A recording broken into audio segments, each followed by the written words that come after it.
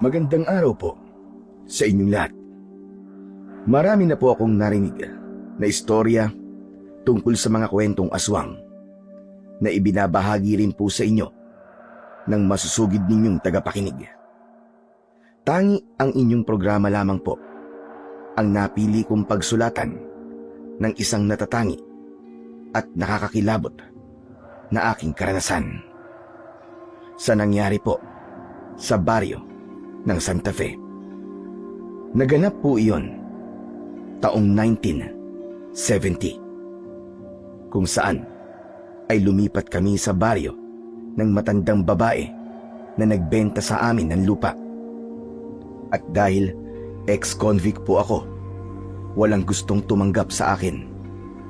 Pamilya ko at ang pamilya ng asawa ko, lahat sila ayaw sa akin. Sapagkat nakapatay na raw po ako ng tao at galing sa kulungan. Hindi ko na lamang po babanggitin kung sino ang aking napatay, bilang respeto na rin po sa pamilyang naargabyado ko.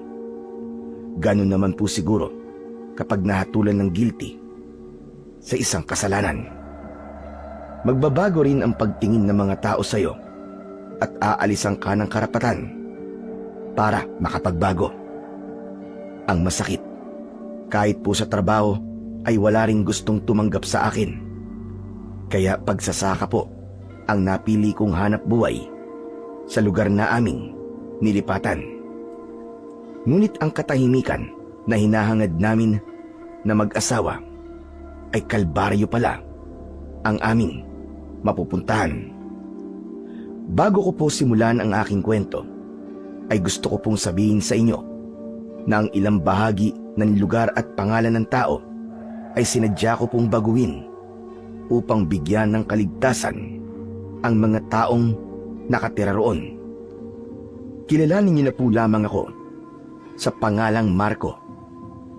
At ito ang aking kwento. Mahal, pasensya ka na kung sa Paragos lang tayo ng kalabaw sumakay. Wala raw kasing tricycle ang pumapasok sa baryo ni Lola Esther eh. Sus, ano ka ba naman? Pati ba naman to? Ihingi mo ba sa akin ng pasensya? Okay lang ako. Masaya nga eh. Ngayon lang kasi ako nakasakay ng ganitong klaseng sasakyan. Ay nako, ang asawa ko.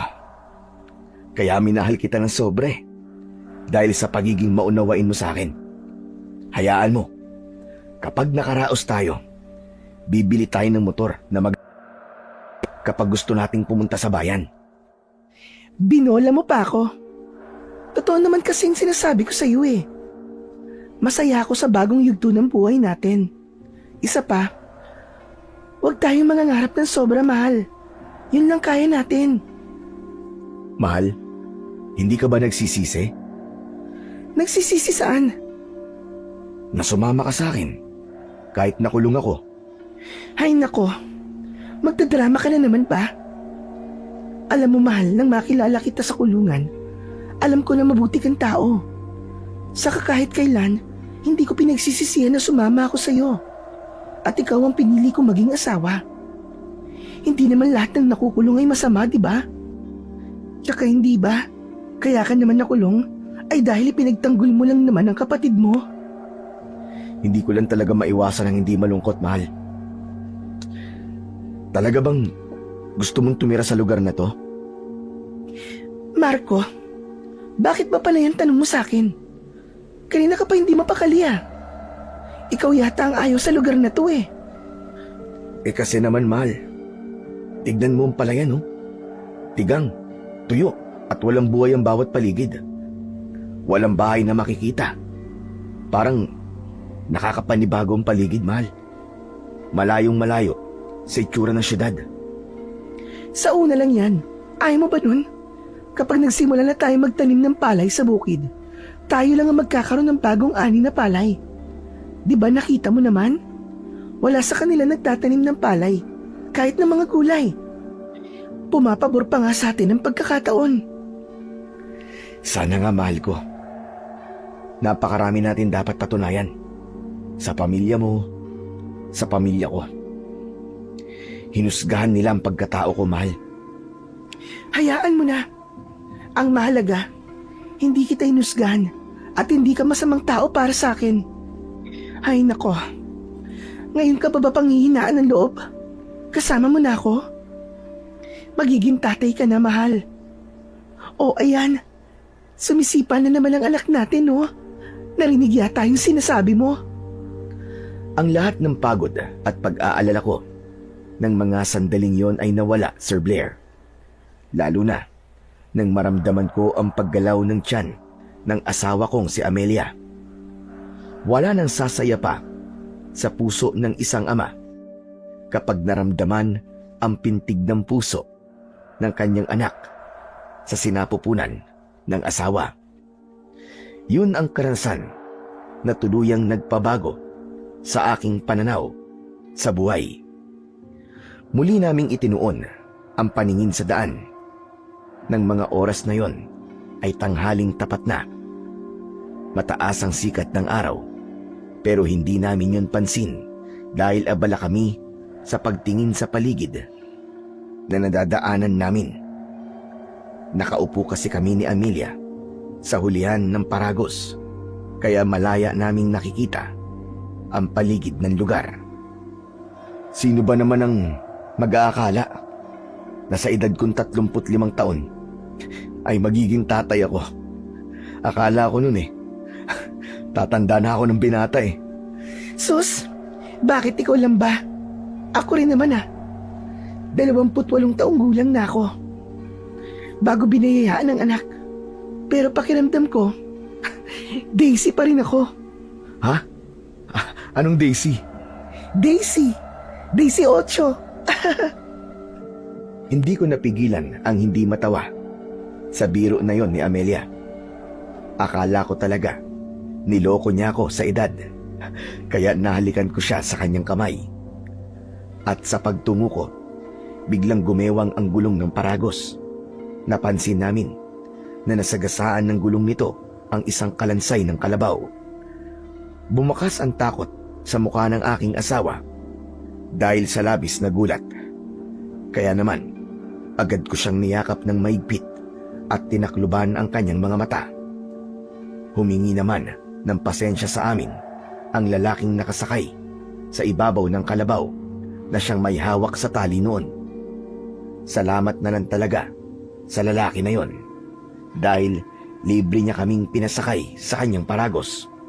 Ang paragos ay ang karitong hila-hila ng kalabaw na madalas na ginagamit ng mga magsasaka para maghatid ng kalakal sa malayong lugar. At dahil natakot ang asawa ko, sinikap kong pakalmahin ang loob niya. Huwag kang matakot, mahal. Marami raw talagang namatay na hayop sa lugar na to dahil bihira raw umulan Walang mainom na tubig at namatay ang mga damo na pinagkukunan nila ng pagkain. Pero sana naman, ibinaon nila yung patay na kalabaw bilang pagpapahalaga nila sa buhay ng hayop na minsang naging katulong nila sa pagtatrabaho nang hindi naman pakalat-kalat sa daan. Hayaan mo na. Huwag ka na magalit. Natakot ka ba? Medyo lang naman. Nagulat lang talaga ako. Tsaka, yung amoy ng katawan ng kalabaw, amoy bulok. Para ka namang ewan. May mabango ba naman na patay na hayop? Tinawanan ko na lang ang sinabing yun ni Amelia dahil gusto kong mawala ang takot na nararamdaman niya. 9 na buwan ng buntis ang asawa ko. Kabuwanan niya na. Pero nagiging sensitibo pa rin siya sa mabahong amoy sa kanyang paligid. Ilang linggo na lang ay makikita ko na ang unang anak namin ni Amelia. Ganon daw talaga kapag nanganganay. Minsan lumalampas daw ng 6 na araw bago manganak. Kaya lahat ng paraan sa pag-iingat ko sa mag-ina ko ay ginawa ko. Kulang na lang, buhatin ko siya para wag lang siyang mapagod sa paglalakad. Habang hawak ko ang kamay ni Amelia, ay napasulyap ako sa alaga naming aso na si Pulgoso. Panay ang linga ng hayop sa paligid na para bang hindi napapakali. Tignan mo nga si Pulgoso, oh. Parang ayaw niya sa lugar na to. Ano ka ba naman, Amelia? Pati ba naman si Pulgoso napapansin mo pa? Muling tumahimik si Amelia at ibinaling niya ang tingin sa ibang direksyon ng daan. Pagkalipas ng isang oras, tumigil ang kalabaw. Napansin ko kasi na ayaw nang maglakad ng kalabaw sa bahagi ng mabatong kalsada. Kaya napilitan ang lalaki na huminto sa tapat nun. Sinabi niya sa amin na hindi na raw kayang pumasok ng kalabaw sa baryo ng Santa Fe. Paahon daw ang daan at mahihirapan daw ang kalabaw niya dahil sa mga dala niyang mga kalakal. Napatingin ako sa muka ng aking asawa dahil kailangan naming maglakad papasok sa baryo. Mabuti na lang ng mga panahong yon, konti lang ang dinala naming gamit. 2 bag lang ang dala ko. Hindi ko na pinagdala ng bag si Amelia para hindi siya mahirapan sa paglalakad. Mahal, paano ba to? Hanggang dito na lang daw. Kaya mo bang maglakad? Oo naman, mahal. Exercise na rin to para madali akong manganak. Sigurado ka ba? Oo nga, ano ka ba? Huwag ka nga masyado mag-alala. Sanay akong maglakad ng malayo. O sige. Hawakan mo na lang ang tali ni Pulgoso. Baka awayin siya ng ibang aso rito eh. Mabuti na may tali siya para hindi na rin tumakbo. Oo na. O tara na. Magsimula na tayo maglakad. Baka mamaya abutan pa tayo ng pagdilim sa daan. Ipinagpatuloy na namin ang paglalakad. Tumawid kami sa pilapil ng palayan hanggang sa pag-akyat sa burol. Ngunit pagdating namin sa kabilang burol, tumambad sa aming paningin ang tigang na palayan.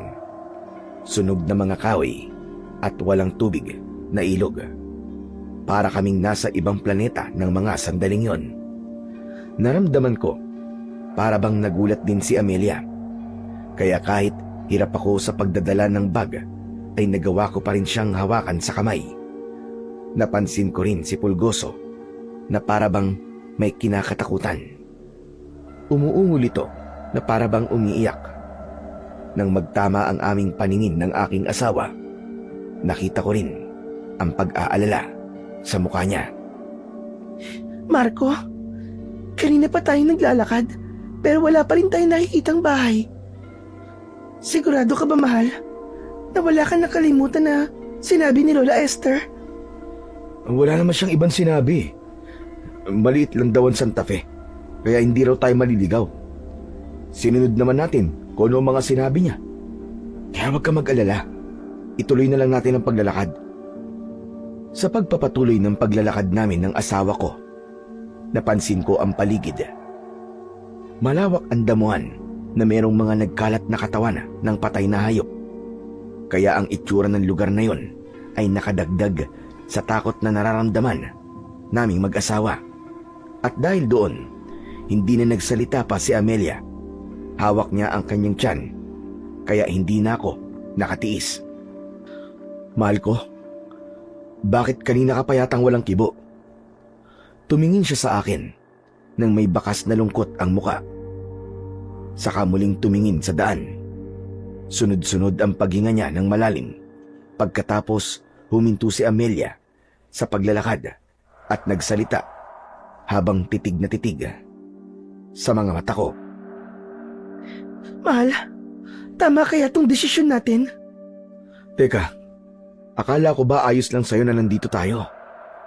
Bakit parang nagbago yata ang nararamdaman mo? Bigla kasi ako nag-alala sa lugar na to eh. Kaya hindi ko alam kung tama ba ang desisyon natin na dito tayo tumira. Tama ang desisyon natin, mahal. Walang mangyayari sa atin kung doon tayo titira sa magulang mo. Alam mo naman, di ba? Sukdulan ng galit nila sa akin. Paano mo naman nalaman na yun nga ang iniisip ko? Dahil asawa kita. Kabisado ko na ang kilos at tingin mo sa akin kanina. Alam ko naman na nalulungkot ka rin sa paglayo natin sa mga magulang mo. Lalo pa ngayon na malapit ka ng mga anak. Iba pa rin kasi ang alaga ng sariling magulang kumpara sa akin na asawa mo lang. Pasensya ka na. Kung yun ang naiisip ko ngayon. Ayos lang, mahal. Naiintindihan naman kita eh. Huwag ka lang mag-isip, ha? Baka mamaya makasama pa sa bata yan. Hinaplos ko ang tiyan ni Amelia at napatingin din siya sa kanyang tiyan. Alam ko naman na kahit hindi magsalita ang asawa ko, ay nalulungkot pa rin siya sa nangyari sa kanya. Kung dati ay ipinagmamalaki siya ng kanyang mga magulang, ngayon naman ay itinuturing siyang kahihiyan ng kanyang pamilya dahil nagkaasawa siya ng isang katulad ko. At kapag naiisip ko ang bagay na yon, hindi ko maiwasan ang hindi rin malungkot para sa asawa ko. Meron talagang mga magulang na hindi maunawaan ang nararamdaman ng anak nila. Itatakwil kapag mali ang lalaking sinamahan. Kaya ipinangako ko sa aking sarili na patutunayan ko na nagkamali ang mga magulang namin sa pagtatakwil sa amin. Maya-maya pa ay ipinagpatuloy namin ang paglalakad kasama si Pulgoso. Dala-dala mo pa rin pala ang luya ni Tia. Pangontra. Alam mo na, mahirap na. Sa pagpapatuloy ng paglalakad namin, ay nadaanan namin ang ilog. Maganda yon. Malinaw ang tubig at marami ang naglalaba. Kaya nagtataka kami kung bakit merong palayan na tigang ang lupa. Samantalang may malaking ilog naman pala sa lugar na yon. Bakit kaya parang ipinagkakait nila ang ilog sa kabila ng burol? Hinayaan nilang maging tigang ang palayan doon. Sayang naman, no? Malay mo naman kung merong ibang dahilan. Kahit na ano pa ang dahilan nila, pagdadamot pa rin yun, di ba? Kung sa bagay, tama ka naman. Marco, teka lang. Tignan mo yung mga babaeng naglalaba, oh. Lahat sila nakatingin sa atin. Grabe naman ang mga taong yan. Ang sama kong makatingin. Para tayong kakainin ng buhay, ah. Kanina ko pa napapansin. Hindi lang ako nagpapahalata sa'yo. Talaga bang malakas ang pangontra ng luya para sa buntis? Oo naman. Ilang beses na raw napatunayan ni Tia ang bisa nito. Bakit mo naman naitanong? Ha? Wala naman. Naisip ko lang. Maigpit ba ang pagkakatali niyan sa bewang mo? Yumuko ang asawa ko at sinuri ang bewang niya. Nakita ko naman na maayos ang pagkakatali ng luya sa bewang ni Amelia. Hindi ko alam kung bakit bigla akong naging balisa ng mga sandaling yon. Ganito yata talaga ang pakiramdam kapag napunta sa ibang lugar. Idagdag pa ang panay pag-atras ni Pulgoso habang nababahag ang buntot na tila ba may kinatatakutan. Humawa ka mabuti sa braso ko, ha? Baka mamaya madulas ka sa mga bato. Naramdaman ko sa aking braso ang nanlalamig na kamay ni Amelia. Kaya alam ko na sa mga sandaling yon ay kinakabahan din siya.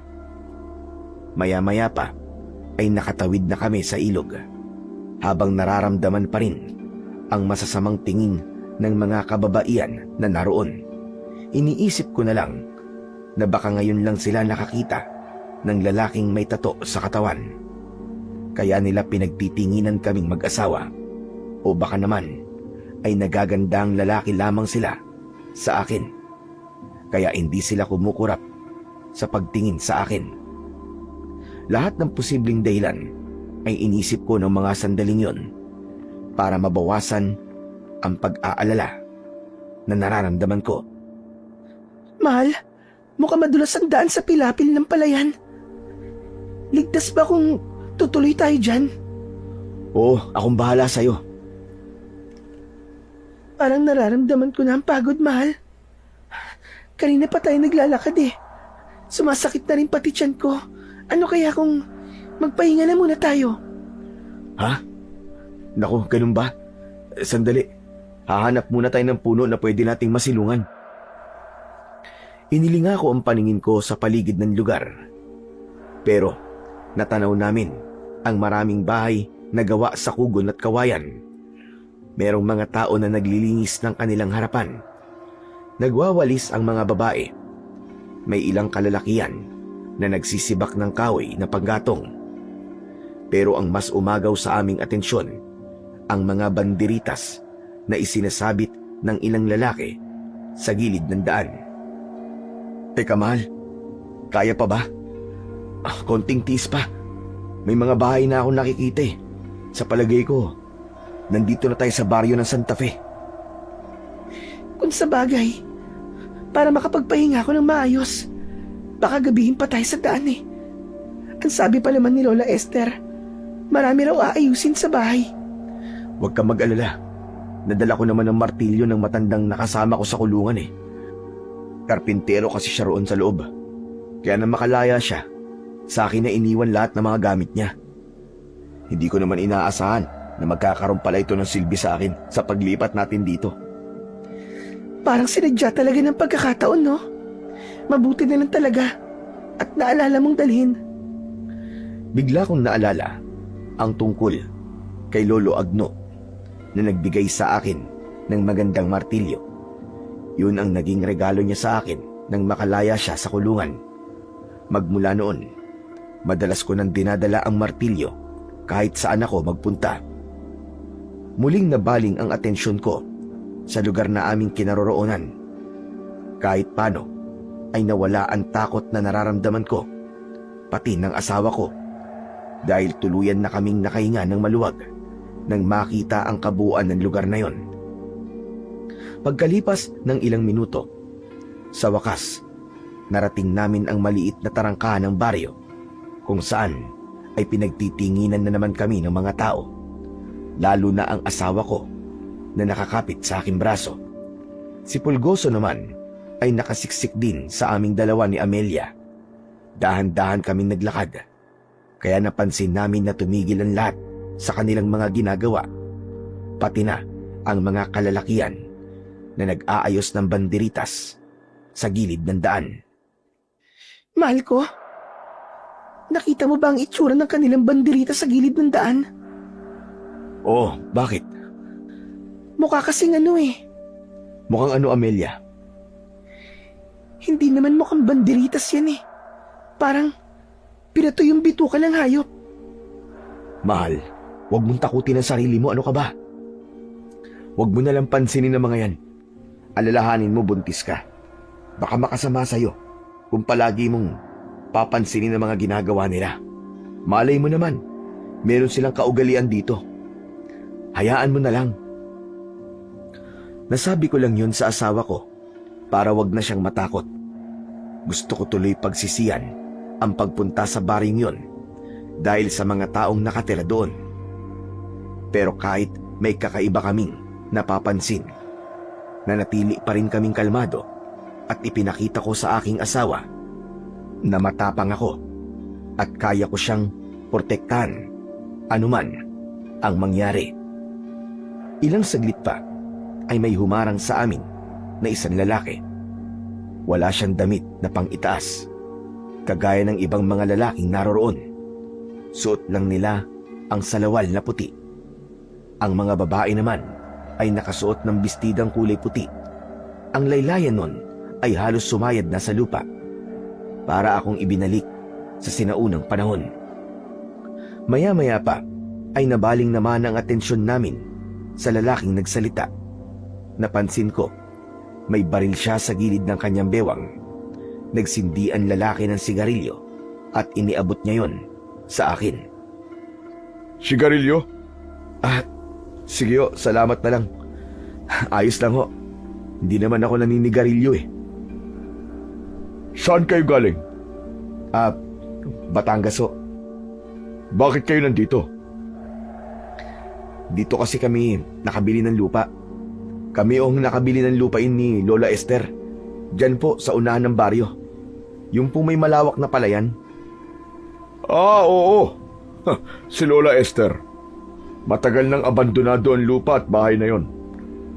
Sana tinignan niyo muna bago binili. Mukha kasing marami kayong aayusin dun eh. Ayos lang ho. Marunong naman po akong magkarpintero eh. Napansin ko kagad na hindi nakatingin sa akin ang lalaki kundi sa tiyan ng asawa ko. Biglang bumundol ang kaba ko. Naramdaman din ni Amelia ang kakaibang tingin ng lalaki sa kanya. Kaya mas sumiksik siya sa akin.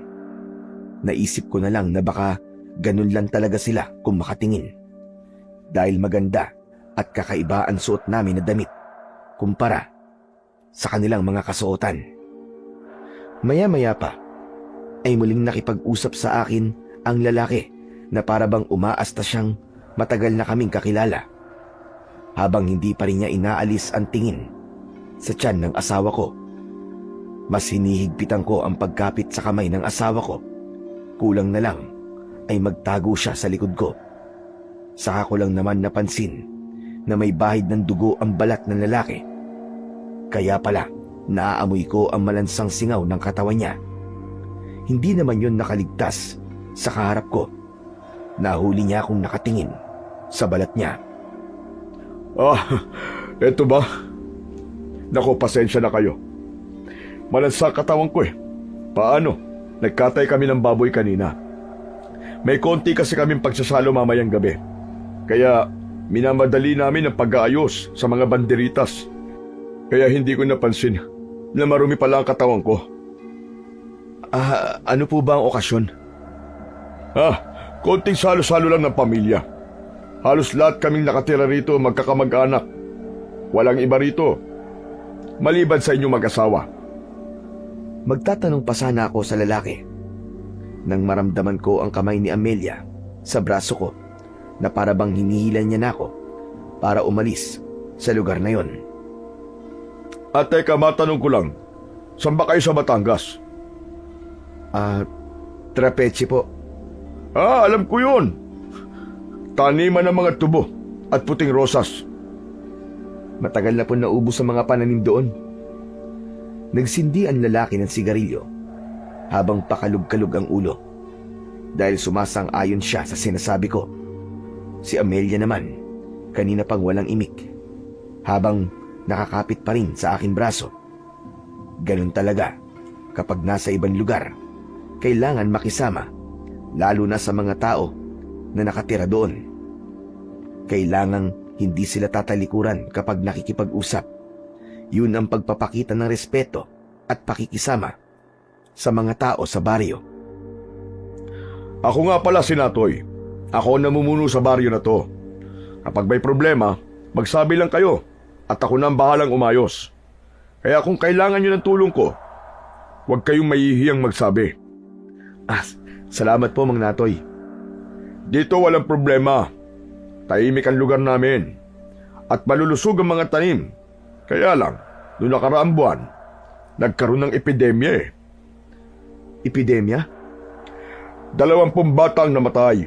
Hindi namin alam kung bakit. Walang makapagpaliwanag, kaya sinunog na lang namin ang mga bangkay nila. Sabay hit-hit ni Mang Natoy ng sigarilyo niya habang nakatungo. Hindi siya tumitingin sa aming mag-asawa, pero ramdam ko ang panginginig sa kamay ni Amelia. Humihigpit ang pagkapit niya sa braso ko. Naaplos ni Amelia ang kanyang tiyan dahil nag-aalala siya para sa kaligtasan ng aming anak. Alam ko na natatakot na ang asawa ko, kaya hinawakan ko ang kanyang kamay sa pinisil ng maraan. Tumingin siya sa akin, pero dahil nakamasid sa amin si Mang Natoy, parang nabasa niya kung ano ang iniisip namin. Huwag kayong mag-alala. Ligtas ang asawa at anak mo rito. Tila nararamdaman din ng aming kaharap ang takot na nararamdaman ng aking asawa. Napansin ko naman na para bang kakaiba ang suot na kwintas ni Mang Natoy. Magtatanong pa sana ako nang biglang lumitaw ang isang batang lalaki. May kapansanan siya. Hati ang kanyang labi hanggang sa ilong. Pero napansin ko na para bang sinadya yun at hiniwa ng tanim. Nawala lang ang atensyon ko sa batang yumayakap kay Mang Natoy nang biglang hawakan ng bata ang tiyan ni Amelia. Pasimple kong hinila ang aking asawa papunta sa likod ko, pero hindi tumigil ang bata sa paghipo sa tiyan niya. Dala ng takot, ay nagyaya na si Amelia sa akin. Marco, hindi pa ba tayo aalis? Napapagod na ako eh. Ang sakit na ng binti ko. Oo, aalis na tayo. Huwag na kayo mag-alala mag-asawa. Tapos naman na ang epidemya. Lalaki na malusog ang anak niyo rito. Siya nga pala. Ito ang anak ko, si Kiko. Mahilig talaga siya sa buntis. Kasi gusto niya na magkaroon ng kapatid. Kaya po pala ganyan siya. Mang Natoy, paano po ang bibig niya? Yun ba? Nataga ko. Napagkamalan ko kasing aswang nang minsang malasing ako. Akala ko talaga napatay ko nga eh. Mabuti na lang at nakaligtas ang anak ko. Nagulat ako sa sinabing yun ni Mang Natoy. Tumayo ang mga balahibo ko sa katawan habang pinagmamasdan ko ang paghaplos niya sa ulo ng anak. Patuloy pa rin ang bata sa paghipo sa tiyan ng asawa ko. Kaya sinaway na siya ni Mang Natoy. Hoy, ano ka ba? Baka mamaya masaktan si... teka, ano nga ba ang pangalan niyo mag-asawa? Ako po si Marco. Ang asawa ko naman po, si Amelia. Pasensya na kayong dalawa sa anak ko, ha? Hoy, ano ka ba, anak? Tigilan mo na nga yan, halika nga rito. Baka mamaya ay masaktan ang anak ni Amelia. Hinawakan ni Mang Natoy ang kamay ng anak. Saka muling tumingin sa aming mag-asawa. Bakas sa mukha nito ang labis na hiya. Huwag ka na magulo, Kiko. Bumalik ka na sa bahay. Nag-uusap pa kami ng bisita natin eh. Nanggugulo ka rito. Pero dahil hindi maawat ang bata sa paghawak sa kamay ni Amelia, pinalo ni Mang Natoy ang kamay ng bata sa harap namin. Saka sinabunutan ng buhok. Kaya nagpaalam na rin kami ng aking asawa. Sige po, mauna na po kami. Hindi ko na hinintay na magsalita si Mang Natoy. Mabilis namin siyang tinalikuran at naglakad ng maraan. Kahit hindi ko sila tignan, alam ko nararamdaman ko. Nakatingin sila sa amin.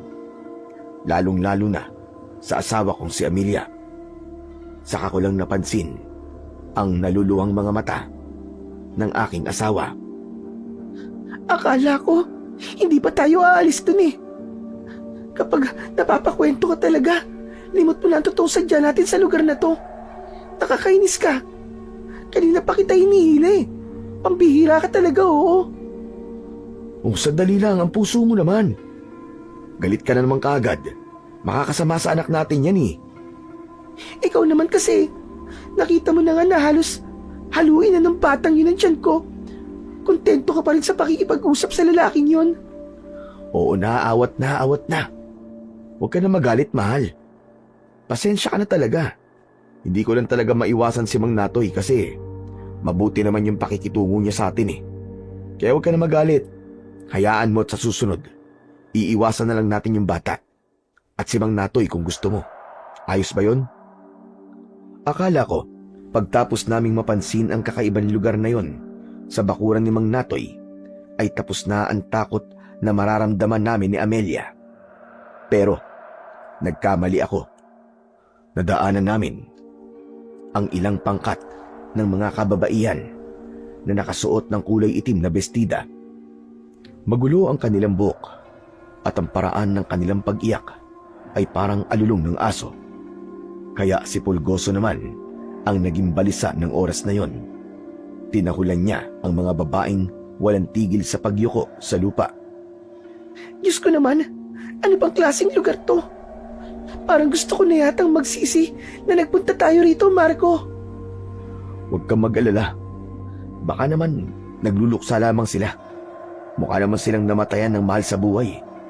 Hindi ba't nabanggit ni Mang Natoy na marami ang namatay na bata sa baryong to? Sinasabi mo ba na baka mga yan ng mga ina na nawalan ng anak? Oo. Baka hindi nila kinakaya ang sakit. Kaya sila nagkakaganyan. Marco, natatakot ako. Natatakot ako para sa kaligtasan natin at ng anak natin. Ano ka ba naman?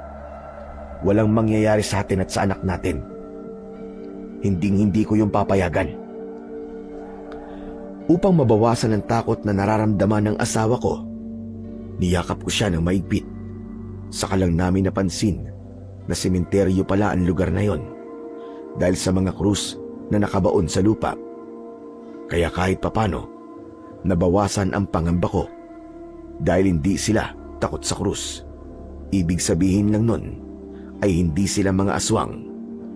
Alam kong nakita rin yun ng asawa ko, kaya kahit papano ay naging kalmado rin siya.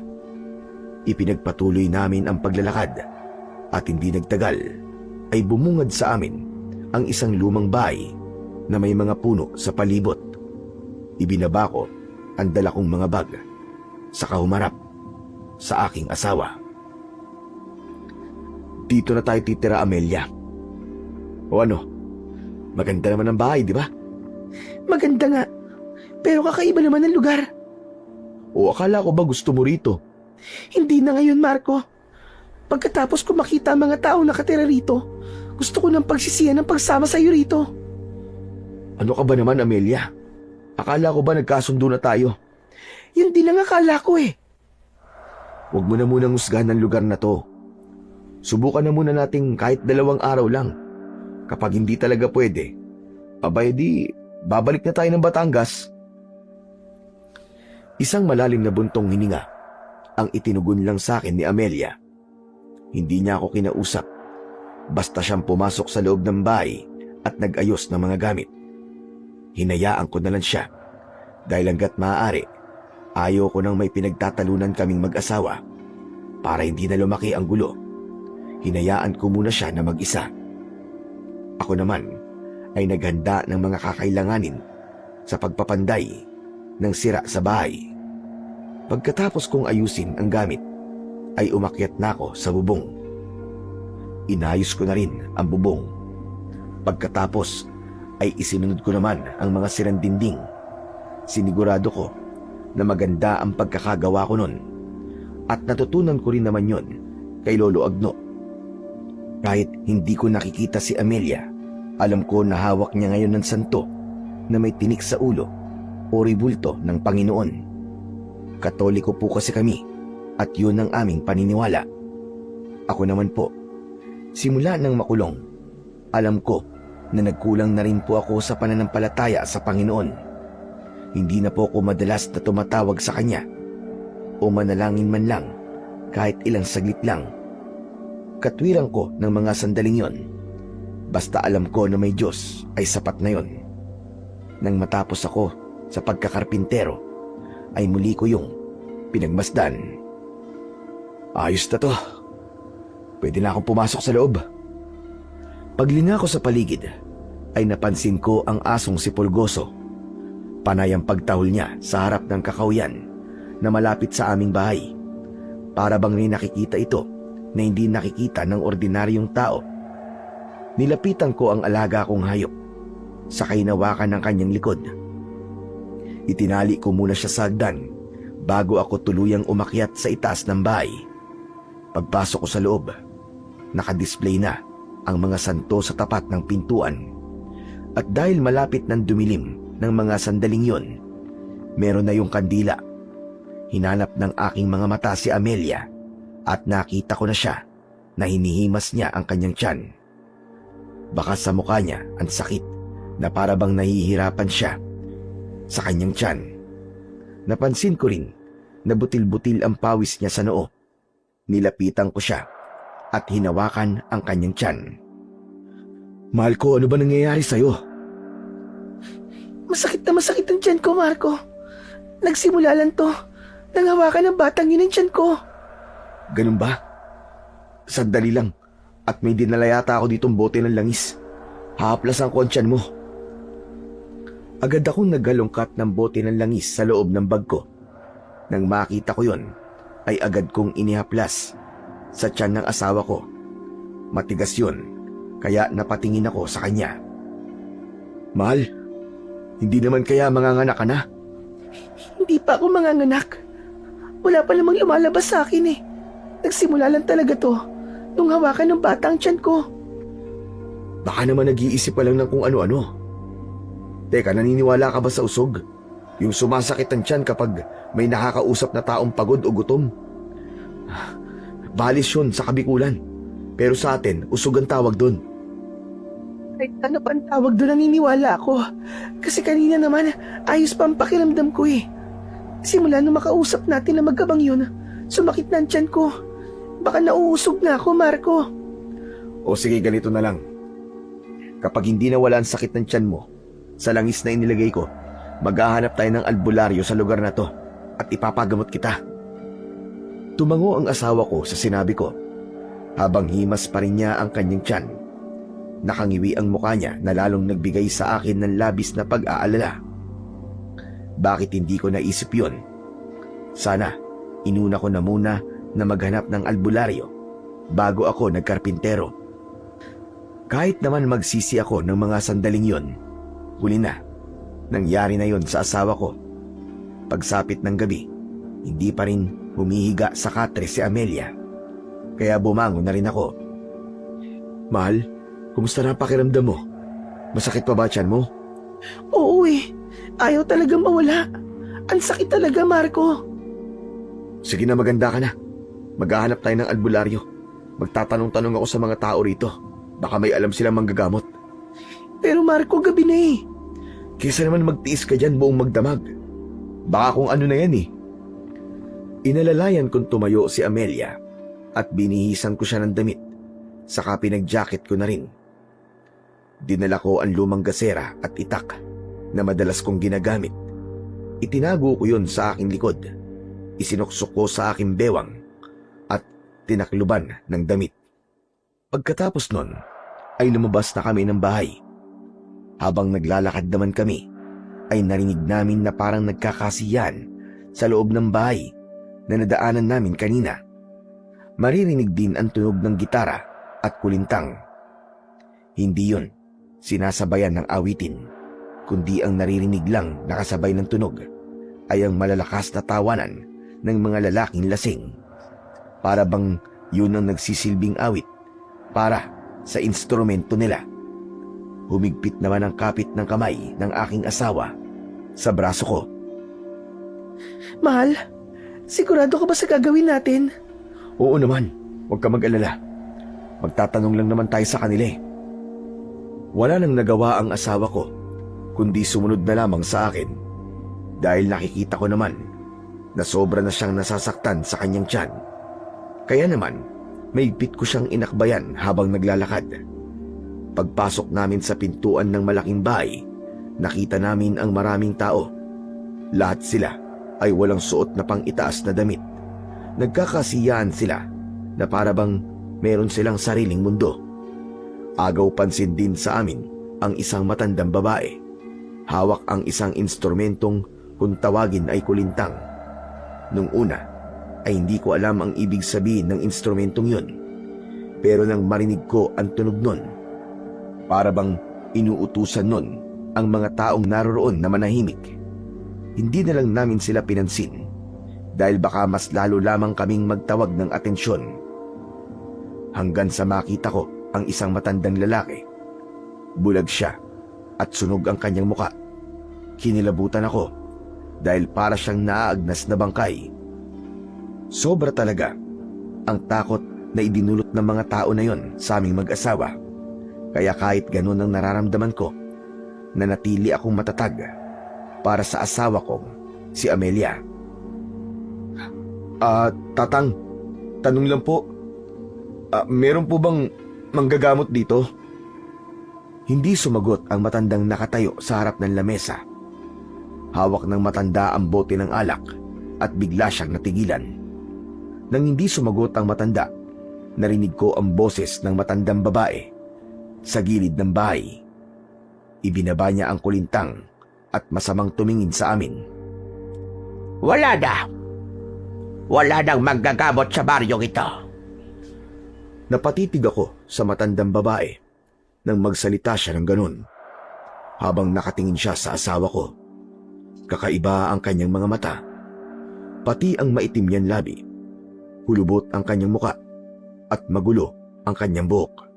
Sa tingin ko, siya ang namumuno sa lugar na yon. Mas lalong natahimik ang buong bahay na yon, na kung susuriin ay parang bahay aliwan. Lahat ng mga taong naroroon nakatingin lang sa amin ng seryoso.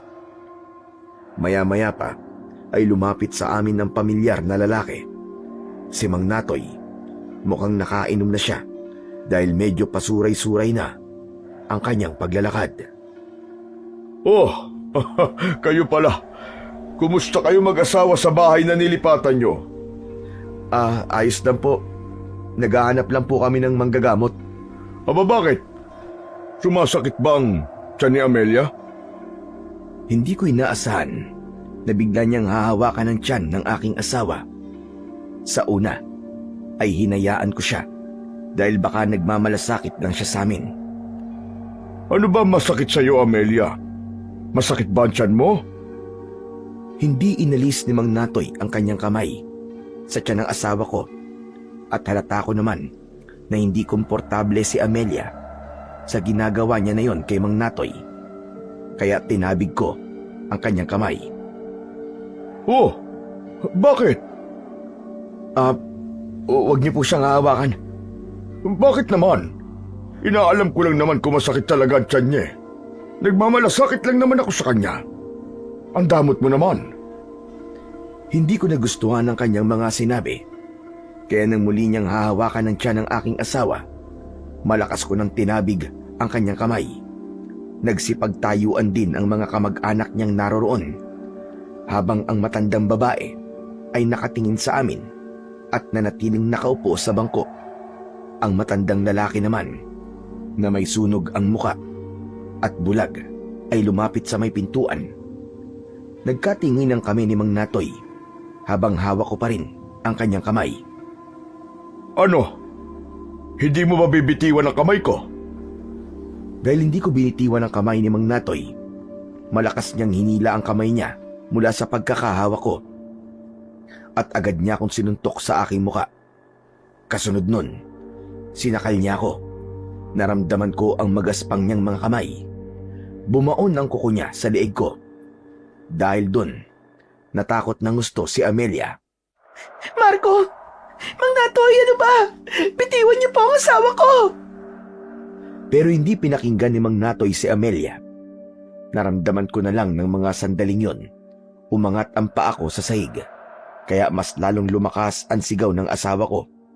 Kaya naman, tinabig ko ang kamay niya at malakas ko siyang sinuntok sa panga. Nabaling ang mukha niya sa kanan. Dahil sa nangyari, nagsilapitan sa amin ang mga kamag-anak ni Mang Natoy. Kaya naman, nakaganti ng suntok sa akin ang lalaki. Sa pagkakataong yon, muli niya akong sinakal sa leeg at iniuntog niya ako sa dingding. Kakaiba ang lakas niya dahil nagawa niya akong maiangat gamit ang isang kamay lang niya. Ikaw na nga tinutulungan. Ang yabang mo pa! Marco! Marco!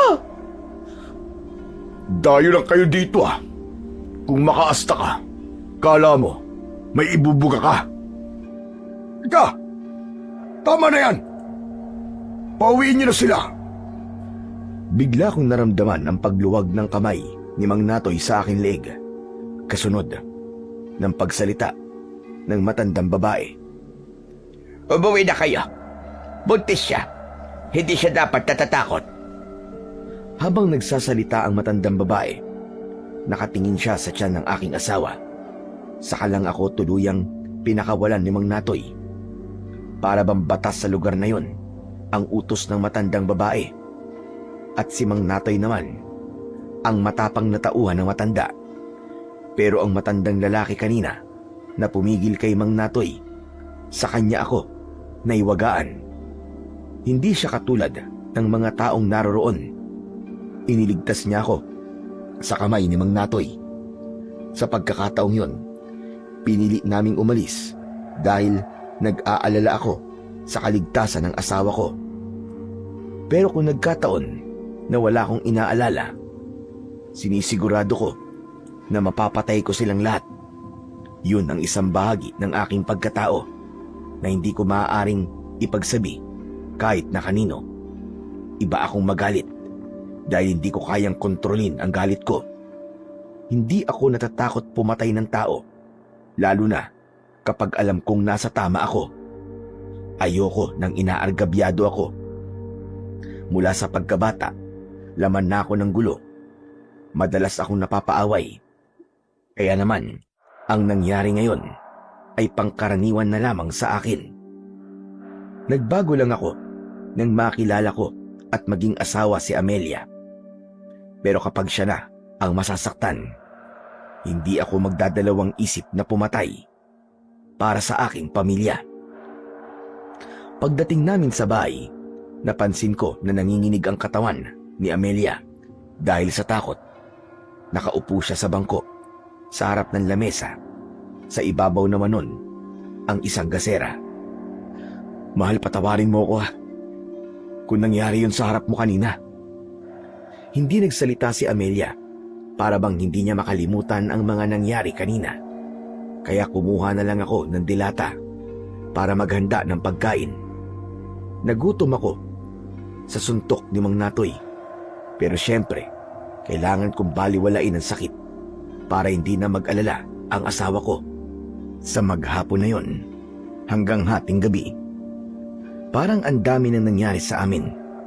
Pero nang mapansin ko na hindi pa rin siya nagsasalita, ay tinanong ko na ang asawa ko. Oh, mahal, ano na naman bang iniisip mo? Gusto ko nang umuwi kina inay sa Batangas. Natigilan ako at binitiwan ang kutsilyong hawak ko na ibubukas ko sana sa delata. Tumalikod ako sa kanya. Bigla akong nakaramdam ng sakit dahil sa sinabing yon ng asawa ko. Hindi tayo babalik sa Batangas at walang aalis. Hindi tayo aalis dito. Tumayo si Amelia at lumapit siya sa akin. Naramdaman ko ang malamig niyang kamay sa aking braso habang nakatalikod pa rin ako sa kanya. Marco, ano ka ba? Bulag ka ba? O naglalakas-lakasan ka lang ng loob? Alam mong hindi ko ugali ang umatras, umatakot sa ibang tao. Alam mo yan, Amelia? Hindi ka ba nag-aalala? Hindi mo ba talaga nakikita kung anong klaseng lugar to? O binabaliwala mo lang ang nangyari sa'yo kanina? Hindi tayo aalis. Walang uuwi, tapos. Tamang sinabi ni tatay. Matigas ang loob mo. Kahit kailan. Hindi ka talaga magbabago. Humarap ako sa aking asawa dahil nasaktan ako sa sinabi niya. Alam mo, nagbago ako para sa'yo, Amelia. At kahit kailan, huwag mo akong sisisihin na para bang ako lang ang may kasalanan. Isa pa, kung aalis tayo sa lugar na to, saan tayo titira? Walang tumatanggap sa akin Kaya saan tayo pupunta? Kahit saan. Basta't wag lang dito. Sige nga, kung hindi tayo aalis dito, ipaliwanag mo kung paano tayo mabubuhay sa ganitong klaseng lugar. Wala akong dapat ipaliwanag sa'yo, Amelia. Sumama ka sa akin dahil gusto mo. Tapos ngayon iiwas ka. Bigla kang magyayaya para umalis dito. Dahil natatakot ako rito, Marco. Natatakot ako sa mga mangyayari sa atin dito. Pati sa magiging anak natin. Pakiramdam ko, hindi tayo ligtas sa lugar na to. Walang mangyayari sa atin dito. Paninindigan kita. Poprotektahan kita. Kayo na magiging anak natin. Hinaplos ko ang kanyang pisngi para pigilan siya na wag na kaming umalis sa lugar na yon. Nag-aalala rin naman ako sa maaaring mangyari. Pero alam ko sa sarili ko nun na maipagtatanggol ko sila kahit kanino. Hindi ko lang kayang magpakita ng kaduwagan sa iba. Hindi ko hahayaan na tapakan nila ang pagkatao ko. Nang mga oras na yon, pilit kong pinapaniwala ang aking sarili na hindi masamang tao ang mga nakatira sa baring yon. Hindi ako naniniwala sa nararamdaman ng asawa ko kahit may minsan na naguguluhan na rin ako. Pero dahil sa walang tumanggap sa akin sa syudad, kaya nagpipilit pa rin akong tumira sa baryo ng Santa Fe. Sa pagpapatuloy ng pag-uusap naming mag-asawa, ay hinikayat ko siya na manatili sa bahay na yon. Amelia, mas makabubuti Nakalimutan mo na lang ang mga nangyari kanina. Habang nag-uusap kami ng asawa ko, biglang nag-ingay si Pulgoso. Kasunod ng paglagabog ng aming pintuan. Hindi yun simpleng katok lang, parang nagmula yun sa kamao. Kasabay ng ingay na yun, ang tunog naman ng kulintang sa labas ng aming bakuran. Biglang nanahimik si Pulgoso, kaya naman dinampot ko ang kutsilyo at itinago ko yun sa aking likod. Bumukas naman ang takot sa muka ng aking asawa. Dito ka muna, Amelia. Huwag kang lalabas. Nilapitan ko ang pintuan habang ang kutsilyo ay hawak ko. Sa pagbukas ng pinto, pumasok ang malakas na hangin kaya namatay ang nakasinding 2 kandila sa tabi ng santo. At sa pagbungad ko sa pinto, nakita ko si Mang Natoy. Nakatayo siya sa harapan ko. May kasama siyang lalaki sa likod niya. Kasama rin ang anak niyang si Kiko na nakaupo naman sa may puno ng hagdanan. Nang mga sandaling yon ay hindi ko naalala na si Pulgoso ay doon ko rin itinali. Pero dahil sa mga taong nasa harapan ko, sa kanila nabaling ang atensyon ko. Nakita ko rin ang matandang babae. Hawak niya ang kulintang habang hinihipan yon. Ang mga kamag-anak ni Mang Natoy, lahat sila nakaupo sa lupa, nakatingin sa loob ng aming bahay. Hindi ko alam na sinundan nila kami sa pag-uwi. Pag-usapan natin yung mga nangyari kanina. Wala tayong dapat pag-usapan, Mang Natoy. Kalimutan niyo na ho yun. Hindi. Hindi ako makakatulog na may sama ng loob. Dahil mapilit si Mang Natoy, lumabas ako ng pintuan at sa balkonahe kami nag-usap. Ipinakita ko sa kanila na hindi ako natatakot sa kanila habang ang aking kutsilyo ay nakatago pa rin sa aking likuran. Bukas na lang po tayo mag-usap, Mang Natoy. Pupunta naman ako sa bayan eh. Doon na tayo mag-usap. Magpapahinga na po kami. Napansin ko na natigilan si Mang Natoy habang hihit-hit sana ng sigarilyo. Nakatingin siya sa loob ng bahay namin. Kaya nang sundan ko ang kanyang tingin ay nakita kong sinisindihan ulit ni Amelia ang kandilang namatay kanina gamit ang posporo. Kaya nang muling kumalat ang liwanag sa mukha ng santo, napansin ko na parabang pumikit si Mang Natoy, saka umatras ng konti na parabang nagtago siya sa madilim na bahagi ng balkonahe. Ganon din ang kanyang mga kasama. O sige, hihintay kita bukas. Mag-uusap tayo. Tumalikod siya sa akin at umalis kasama ang kanyang mga kamag-anak. Isa-isa silang umalis sa bakuran ko, habang ang matandang babae naman ay naiwan na nakatayo sa madilim na bahagi ng bakuran. Nakasuot siya ng balabal na itim, na ang labas lang ay ang kanyang muka. Nakatingin siya sa akin habang patuloy sa pagtugtog ng kulintang. Tumigil ang matandang babae sa pagtugtog na parabang bumulong siya sa hangin habang nakangisi. Kay bago, dagsimoy daggabi. Yun ang pagkakaunawa ko sa sinabi niya. Habang malayo siya sa akin, malikot ang mga mata ng matandang babae. At dahil sa kakaibang kilabot na nararamdaman ko ng mga sandaling yon, isinarado ko ang pintuan at pumasok ako sa loob ng bahay namin. Nang maisara ko ang pinto, ay narinig kong tinawag ako ng aking asawa. Marco! Marco! Agad akong nagpunta sa loob ng aming silid at nadatnan ko siya na hinihilot ang sarili niyang tiyan. Nakaupo siya sa gilid ng katre habang namimilipit sa labis na sakit. Marco! Masama ang pakiramdam ko. Masakit na masakit ang tiyan ko. Pakiramdam ko ang init ko. Dala ng labis kong pag-aalala sa aking asawa. Hinaplos ko ang tiyan niya. Hinilot ko rin ang kanyang ulo. Kaya nalaman ko na nilalagnat si Amelia. Pupunasan na lang kita ng basantela At bukas na bukas din, maghahanap tayo ng albularyo na gagamot sa'yo. Baka kasi malapit ka ng mga anak, kaya sumasakit ang tiyan mo. Nahiga si Amelia sa katre at inihanda ko naman ang tela para basain at ipunas yon sa kanya. Nang matapos ko ang pagpupunas sa katawan niya, ay nahiga na rin ako sa tabi niya. Dala ng pagod, ay agad akong nakatulog. Kinabukasan, hinasa ko ang itak na dadalhin ko sa pagpunta ko sa bayan. Pinaghandaan kong muli ang pagkikita namin ni Mang Natoy. Siniguro ko na matalas yun. Sinipat ko at hinawakan ang talim ng itak. Ngunit isang malakas na sigaw ang narinig ko mula sa pintuan sa labas. Boses yun ni Amelia. Takot na takot. Kaya naman, dala ng pag-aalala ko, tumakbo ako papunta sa pinagmumulan ng boses ng aking asawa.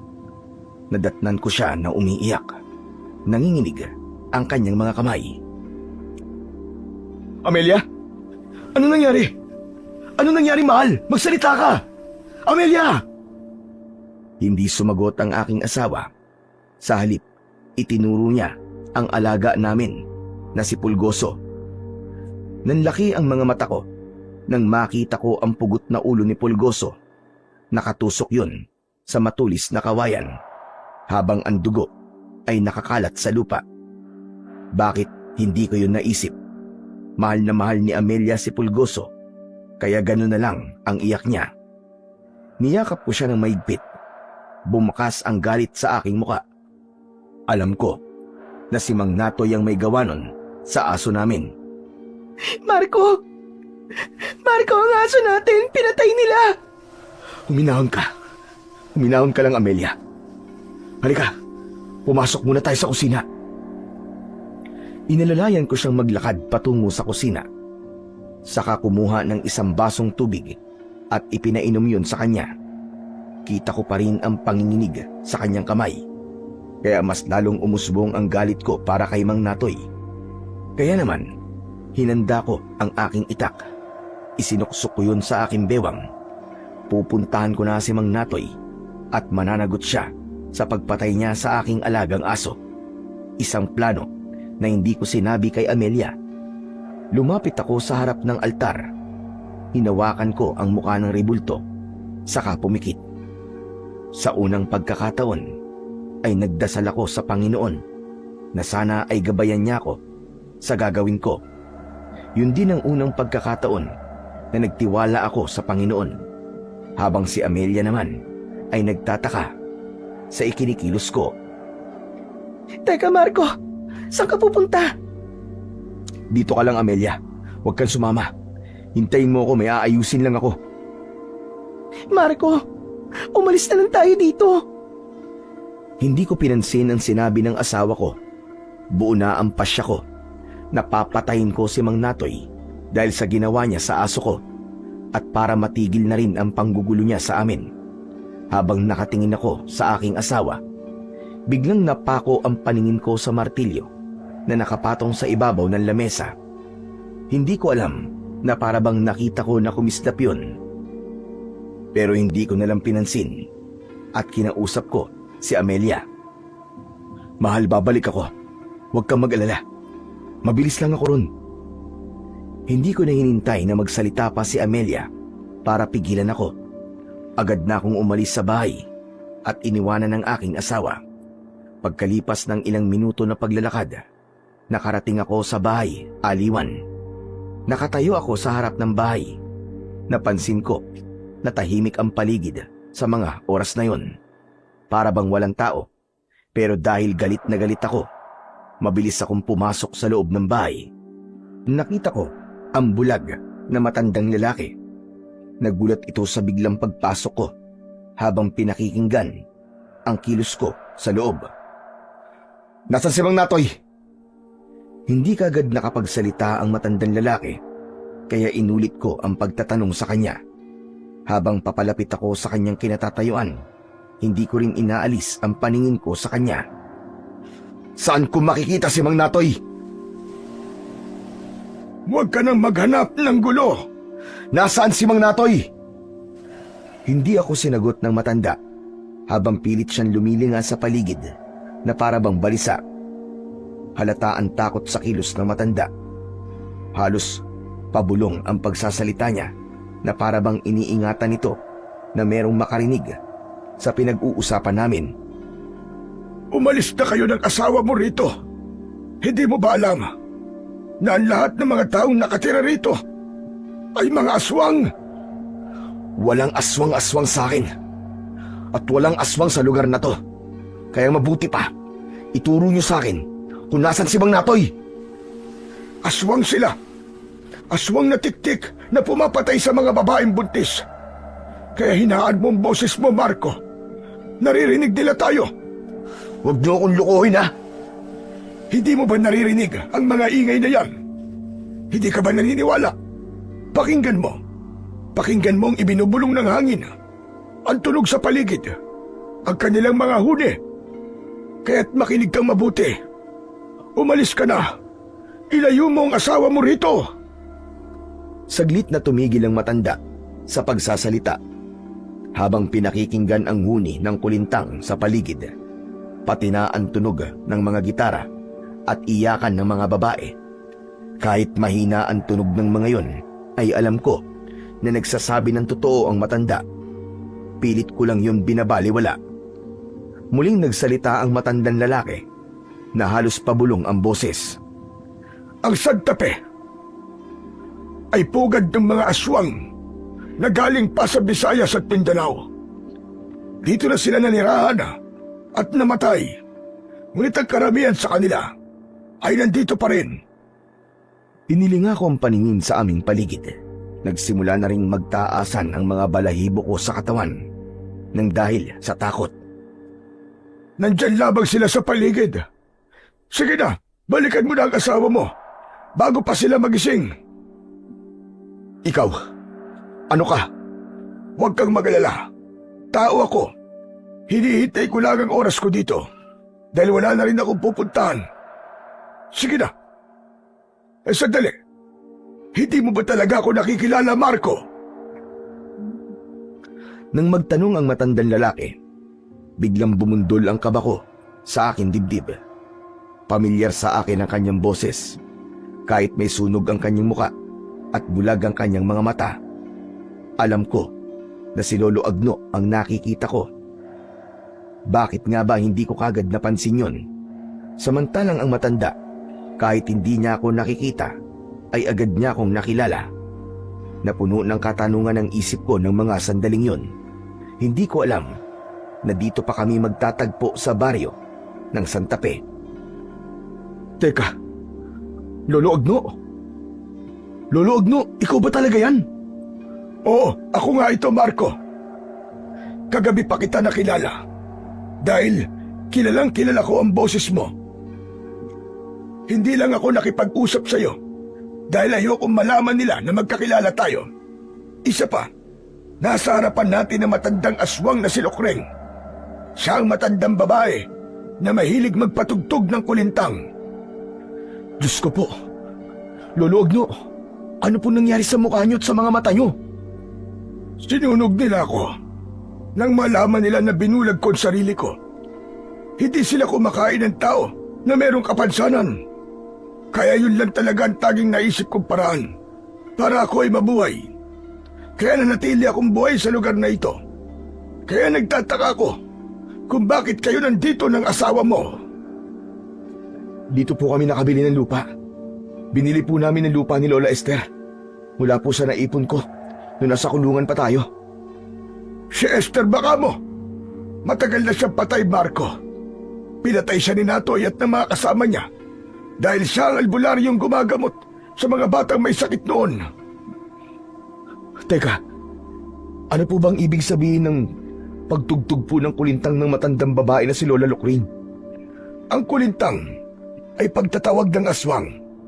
Ang ibig sabihin nun, meron silang panibagong bibiktimahin. Sila rin ang pumatay sa 20 kabataan na namatay sa lugar na ito. Kaya kailangan mo nang umalis. Sige na, balikan mo na ang asawa mo at umalis na kayo sa baryong ito sa lalong madaling panahon. Pero paano po kayo, Lolo Agno? Huwag mo na akong alalahanin. Hindi nila ako masasaktan. At teka, sandali lang. Nagmamadali ang matanda sa pagdukot ng kagamitan sa ilalim ng lamesa niya. Isang kwintas na maliit na kadena ang nakita kong una niyang inilabas mula roon. May palawit yun na isang maliit na bote at iniabot niya yon sa akin. Hawakan mo ito. Kakailanganin mo yan. Pati na mga kagamitang ito. Ang langis na ito ay kumukulo kapag malapit na sila. Naaalala mo ba ang martilyong binigay ko sa iyo? Kung natatandaan mo pa, meron yung taglay na agimat na magagamit mo laban sa kanila. Para saan naman po ang pana na yan, Lolo Agno? Itinuro ko ang isang pana na merong maliliit na palaso na gawa sa metal. May gatilyo yun na parabang sa baril. Sinasabi na yun daw ang pana ng katapusan. Dinampot ni Lolo Agno ang panang yon at ibinigay din niya sa akin. May kapangyarihan din ito na patayin sila. Ipagamit mo yan sa asawa mo. Sige na, bumalik ka na sa asawa mo. Puntahan mo na siya. Magmadali ka. Halos ipagtulakan ako ni Lolo Agno ng mga sandaling yon. Kaya dinampot ko ng lahat ang mga sandatang ibinigay niya sa akin. Saka walang lingon likod na tumakbo ako at tinakandaan pabalik sa aming bahay. Diyos ko. Ang mag-ina ko. Tulungan niyo po sila, Panginoon. Huwag niyo po silang hahayaan na mapahamak. Lakad at takbo ang ginawa ko habang dala ang aking mga sandata. Pagkalipas ng ilang minutong pagtakbo, ay narating ko na sa wakas ang bahay namin. Umakyat kagad ako sa bahay. Itinabi ko muna ang mga sandata at inilagay ko sa aking bulsa ang bote ng langis. Pumasok ako sa silid namin at nadatnan ko roon si Amelia na nagtitiklop ng aming damit. Hindi ako nagsalita. Agad ko siyang tinulungan sa pag-iimpake. Nagtataka naman ang aking asawa sa pagmamadali sa kilos ko. Teka, ano ba nangyayari? Natatandaan mo pa ba? Ang matandang sunog ang muka at bulag na tumulong sa akin nung gabing nagsuntukan kami ni Mang Natoy. Oo, bakit? Anong tungkol sa kanya? Hindi ka maniniwala, Amelia. Siya si Lolo Agno ang nagbigay sa akin ng martilyo sa kulungan. Dito pala siya nakatira. At si Lola Esther na nagbenta sa atin ng lupa. Patay na siya, Amelia. Ano? Diyos ko, paano nangyari yun? Pinatay siya ni Mang Natoy. At hindi lang yun.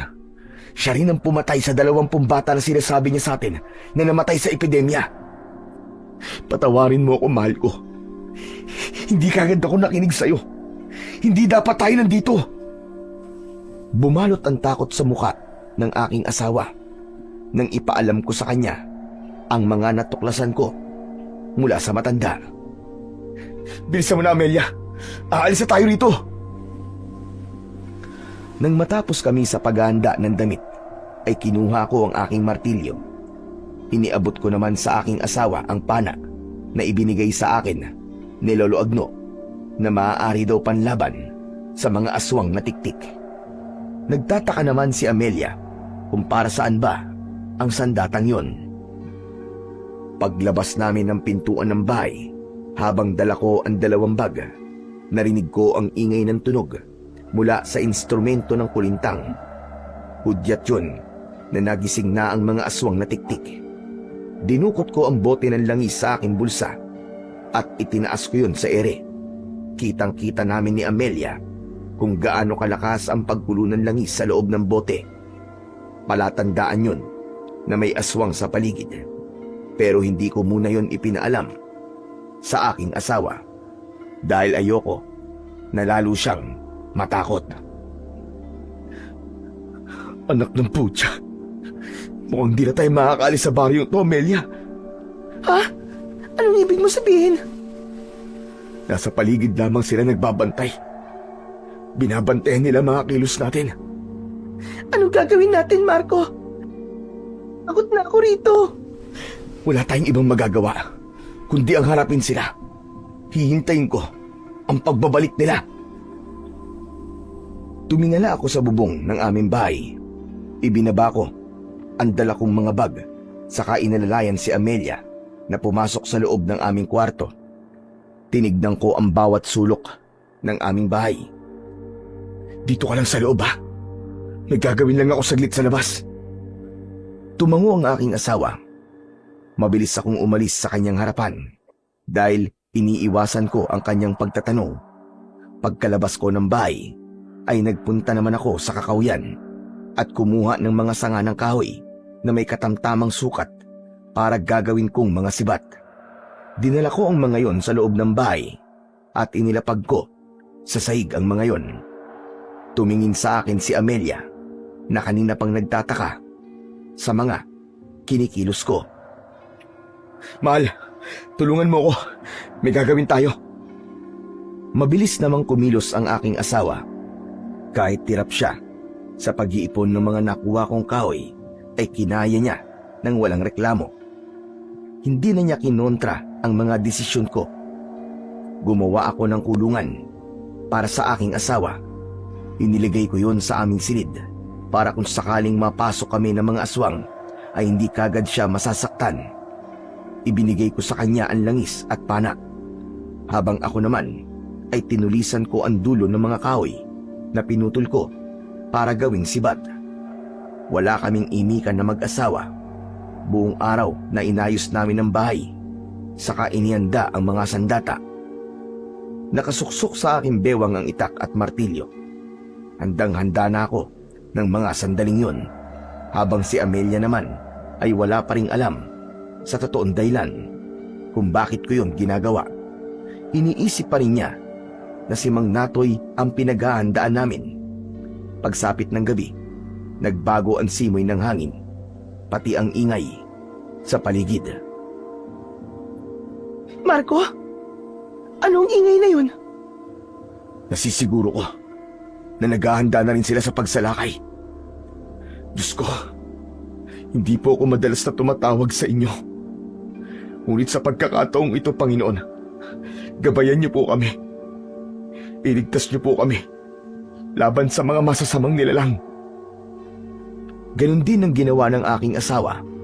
Hawak niya ang rosaryo at taimtim na nanalangin. Kinausap niya rin ang aming anak para hindi makaramdam ng sakit. Hinaplasan ko rin siya ng langis sa tiyan at umasa na may bisa ang bote ng langis para bigyan ng proteksyon ang mag-ina ko. Maya-maya pa, ang angil na aming naririnig ay palapit ng palapit sa aming tirahan. Ganon din ang sigaw ng mga aswang sa paligid at tunog ng kulintang na may kakaibang melodiya. Naniniwala ko na udyat na yon ng pagsalakay ng mga aswang na tiktik sa bahay namin. Panay ang silip ko sa bintana. Inaabangan ko ang pagdating nila. Marco, bakit hindi pa tayo umalis kanina? Pagkakataon na sana natin yun. Hindi mo ba nakita ang langis kanina? Indikasyon yun na malapit lang sila sa bahay natin. Kung umalis tayo kanina at sa daan nila tayo inatake, wala tayong magiging laban sa kanila, Amelia. Pero kung nandito tayo sa loob ng bahay, kahit papano, mahihirapan silang pasukin ka dito. Pero, hindi pa rin tayo ligtas sa bahay na to, Marco. Umalis na rin tayo rito. Naririnig mo ba ang mga tunog na yun? Sila yun. Naghihintay lang sila ng tamang pagkakataon. Sino ba sila? Sino sila, Marco? Hindi ko talaga naiintindihan eh. Diretsahin mo na nga ako. Ano ba talaga ang nangyayari? Mga aswang. Ang mga aswang na tiktik, Amelia. Sina Mang Natoy at ang lahat ng mga taong nakatira sa lugar na to. Lahat sila mga aswang na tiktik. Malapit na silang sumalakay sa atin. Tama ka sa kutob mo. Kakaiba nga ang lugar na to at pinamumugaran ng santapi ng mga aswang. Ano? Sinabi ko naman sa'yo, di ba? Hindi ka kasi nakikinig sa akin eh. Huwag na tayong magsisihan. Tsaka tama ka. Hindi dapat tayo nagpunta sa lugar na to. Dapat nakinig ako sa'yo nung una pa lang. Hindi ko naman alam na mangyayari to eh. Pero wala na tayong magagawa. Nandito na tayo. Inilagay ko sa panganib ang buhay niyo. Tumayo ako at lumapit kay Amelia. Niyakap ko siya ng mahigpit, kaya umiyak siya nang dahil sa labis na takot. Takot na din ako nung mga oras na yon. Pero naisip ko na kailangan kong ipaglaban ang buhay ng mag-ina ko. Lumuhod ako sa harap ni Amelia habang nakaupo siya sa gilid ng katre. Natatakot ako para sa iyo, Amelia. Natatakot ako para sa inyo ng anak natin. Hinawakan ko ang tiyan ni Amelia at kinausap ko ang anak namin na nasa loob ng sinapupunan niya. Anak, pasensya ka na. Pagpasensyaan mo na si Papa. Hindi ko sinasadya, anak. Hindi ko ba ipaliwanag ang takot na nararamdaman ko sa mga sandaling ito, anak? Pero sana, pakinig ka kay Papa, ha? Pakinggan mo ako mabuti. May umaaligid sa atin. Hindi tao, anak, kundi mga aswang. Marco, tama na yan. Umalis na tayo rito. Bilisan na natin. Iniharang ko ang daliri ko sa labi ng asawa ko para bigyan siya ng babala na huwag niyang lakasan ang kanyang boses. Malakas kasi ang pandinig ng mga aswang na tiktik. Yun ang sabi ni Mang Agno. Kaya halos pabulong akong magsalita. Sige, pero aalis tayo rito ng buhay, Amelia. Basta't makinig ka at maniwala ka sa akin. Walang mangyayaring masama sa atin. May awa ang Diyos. Tutulungan niya tayo na makaalis dito ng buhay. Pinahawakan ko mabuti kay Amelia ang bote ng langis. Kahit nanginginig ang mga kamay dahil sa takot, maigpit naman niyang hinawakan ang bote. Amelia, makinig ka. Kailangan kong tulong mo. Kailangan kong kooperasyon mo. Pilitin mo maging matatag para sa anak natin. Yumuko ako sa mga kamay ng asawa ko at marahan ko yung hinalikan bilang pagsusumamo. Nang maramdaman ko ang palad ng aking asawa, saka lamang napanatag ang loob ko. Napapikit ako at ipinagdasal ko sa Panginoon ang aming kaligtasan. Maya-maya pa, bigla akong napatayo nang marinig ang malakas na alulong ng mga aso sa paligid. Kasunod ng ingay ng pag-angil. Pagsilip ko sa bintana, nakita ko ang pangkat ni Mang Natoy. Kakaiba na ang kanilang mga itsura. Tumayo sila sa harapan ng bakuran namin habang nakahanay. Nakalitaw ang kanilang mga pangil at nakalaylay ang mahahaba nilang mga dila. Matataas ang kanilang mga ulo, mahahaba rin ang kanilang mga tenga, pulang-pula ang kanilang mga mata. Sabay-sabay silang umangil na parang hudyat ng paghahamon nila ng laban. Ngumisi si Mang Natoy na tumutulo pa ang malapot niyang laway. Marco, ang langis! Nakita ko na malakas na kumukulo ang langis sa loob ng bote na hawak ni Amelia. Muli kong ibinaling ang aking paningin sa labas ng aming bahay.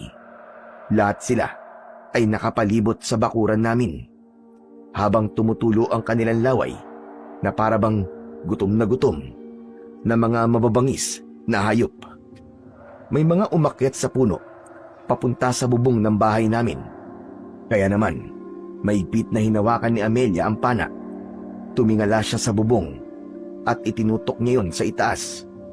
Kumaluskos ang bubong na parabang sinisira ayon.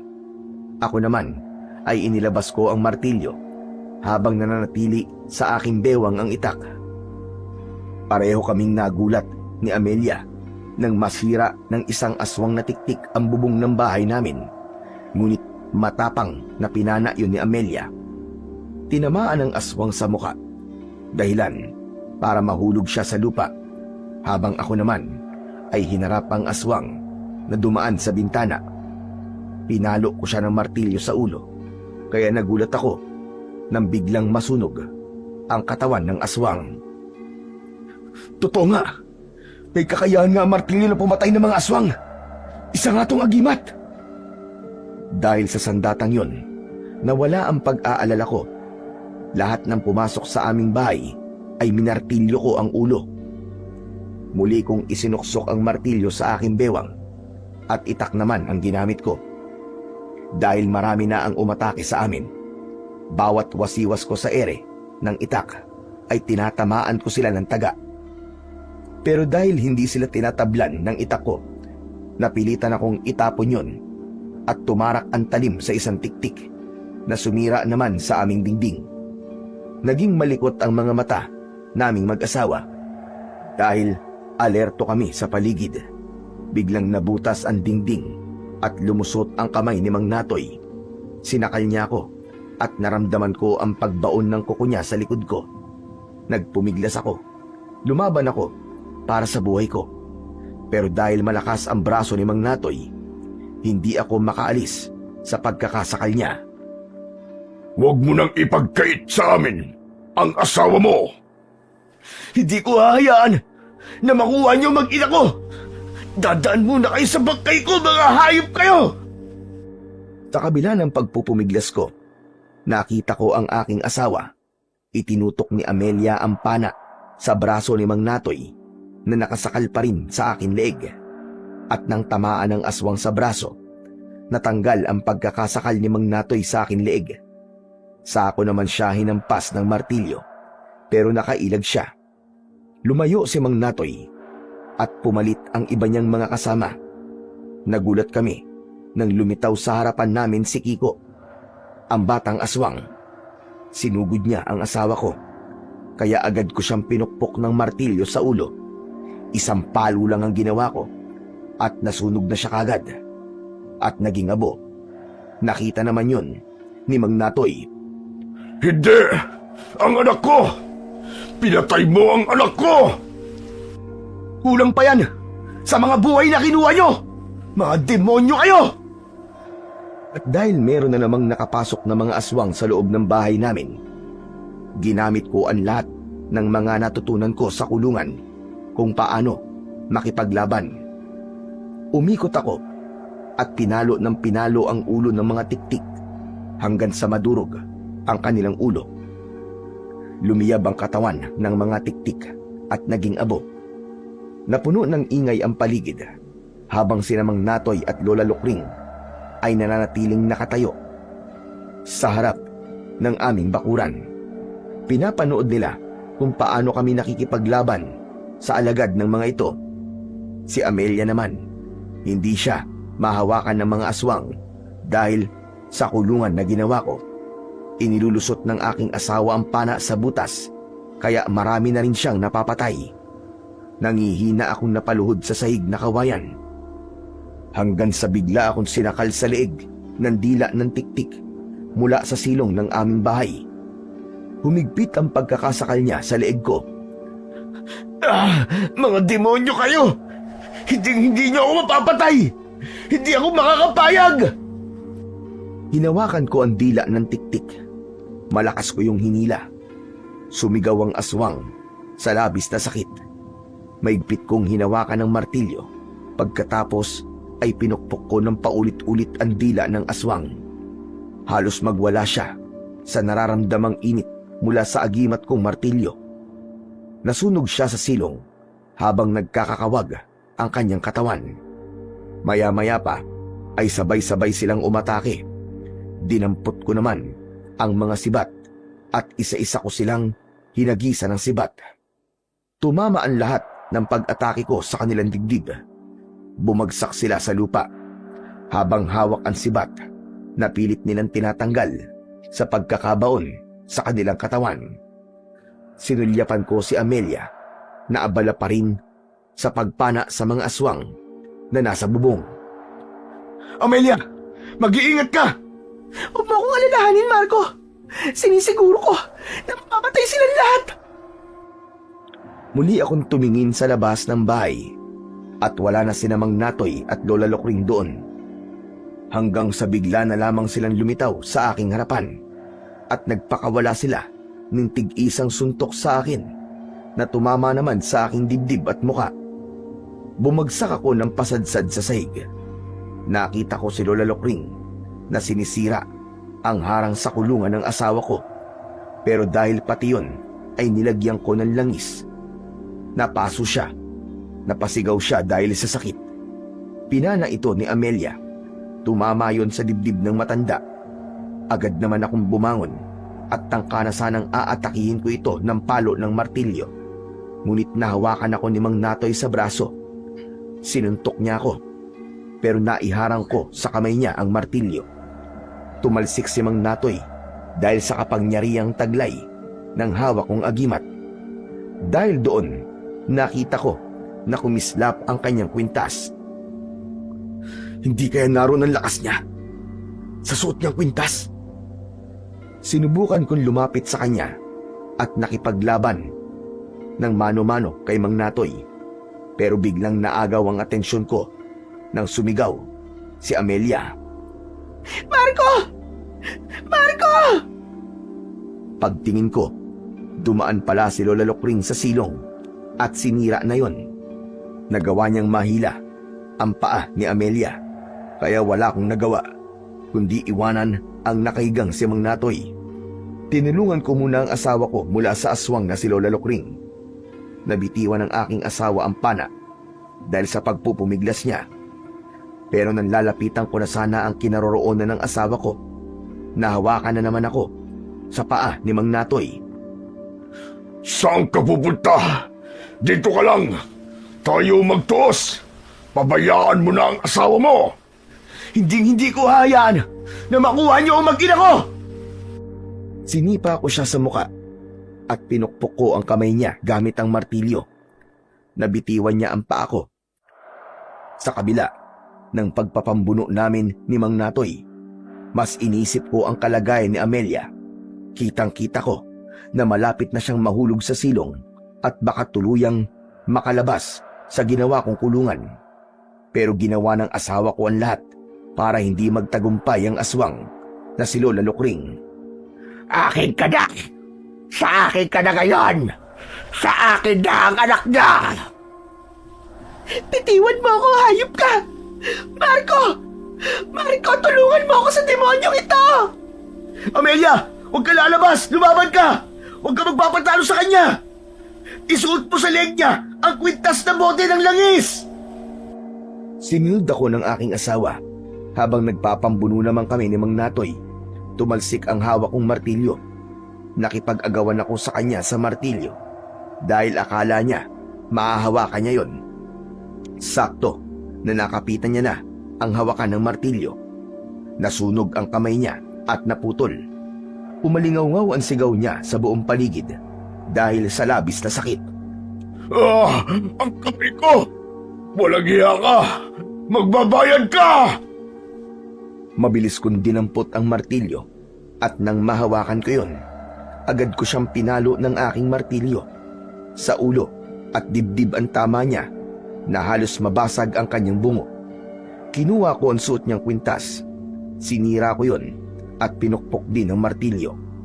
Saka lang gumapang ang apoy sa katawan ni Mang Natoy habang nagkikikisay ang katawan hanggang sa tuluyang nasunog at naging abo. Kasunod ng pagkamatay ni Mang Natoy, lumiyab din ang katawan ni Lola Lokring dahil nagawa ng asawa ko na maisuot niya ang kwintas sa leeg ng aswang. Nagkikikisay ang katawan ng aswang na si Lola Lokring habang binabalot siya ng makapal na usok. Saka unti-unting nilamon ng apoy hanggang sa tuluyan ng matunaw ang kanyang katawan. Kumalat ang apoy sa sahig na nagsisimula ng tumupok sa bahay namin. Lumiwanag ang hawak kong martilyo at ang liwanag na yon ang pumatay naman sa ibang mga aswang na tiktik na nasa labas pa rin ng bahay. Nasunog sila ng liwanag ng agimat ng martilyo ko hanggang sa maging abo silang lahat at tinangay ng hangin.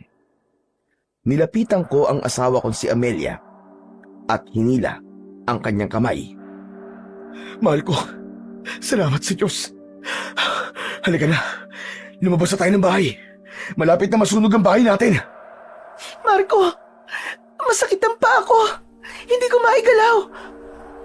Nakita ko na may gasgas ang binti niya dahil sa kuko ni Lola Lukring kanina. Kaya binuhat ko na lang siya at tumakbo papalabas ng bahay. Saktong paglabas namin, lumagablab na ang malaking apoy sa buong bahay namin. Ibinaba ko ang aking asawa sa lupa at inalalayan ko siyang maglakad palabas ng bakuran. Tinanaw ko na lang ang bahay na unti-unti nang tinutupok ng apoy. Mahal, tiisin mo muna ang sakit ha. Kailangan na nating umalis dito. Hila ko ang kamay ng aking asawa at lumabas kami ng bakuran habang ang alipato mula sa nasusunog naming bahay ay nagsimulang kumalat sa hangin. Inakala ko na napatay na namin ng mga aswang, pero nagulat kami sa biglang paglitaw ng isang tiktik. Mukha siyang paniki na pasuray-suray sa paglalakad papalapit sa aming kinaroroonan, pero biglang lumitaw sa likod ng aswang si Lolo Agno. Binuhusan niya ng langis ang ulo nito. Mula sa aming harapan ay nasunog ang katawan ng aswang. Sige na, makakalis na kayo. At wag na kayong babalik pa sa baryong ito. Opo, makakaasa po kayo na yun po ang gagawin namin. Lolo Agno, maraming salamat po sa lahat ng tulong nyo. Utang ko po sa inyo ang buhay naming pamilya. Sino siya, Marco? Sino siya? Siya si Lolo Agno, ang nakasama ko sa kulungan at may-ari ng martilyo may agimat. Sa'yo na ang martilyo ni El Marco. Ibinigay ko na yan sa'yo. Sige na, ligtas na kayo. Kaya maaari na kayong umalis. Bumalik na kayo kung saan man kayo nanggaling. Mabilis naming tinaak ang daan palabas ng baryo ng Santa Fe. Sa isang tahimik na paligid ay nakahinga kami ng maluwag. Natakasan na namin ang impyernong lugar na yon. Ganun na lamang ang pasasalamat namin sa Poong May Kapal. Hanggang sa inabutan na nga kami ng pagliwanag sa daan. Madumi ang aming damit. May mga sugat sa katawan at walang sapin ang aming mga paa. Ngunit kahit ganon, nagkaroon ako ng kapanatagan dahil alam naming ligtas na kami. Marco, paano tayo sasakay ng bus pabalik ng Batangas? Huwag kang mag-alala, mahal ko. Palagi nagpapadala ang Diyos ng mga taong may mabubuting kalooban para tayo ay tulungan. Nakangiti ako ng mga oras na yon dahil muling bumalik ang pagtitiwala ko sa Diyos. Palagi kong aalalahanin ang mga nangyari sa amin upang maalala ko kung paanong naging mabuti sa amin ang Panginoon. Iniligtas niya kami sa kapahamakan at natalo pa namin ang mga aswang na tiktik.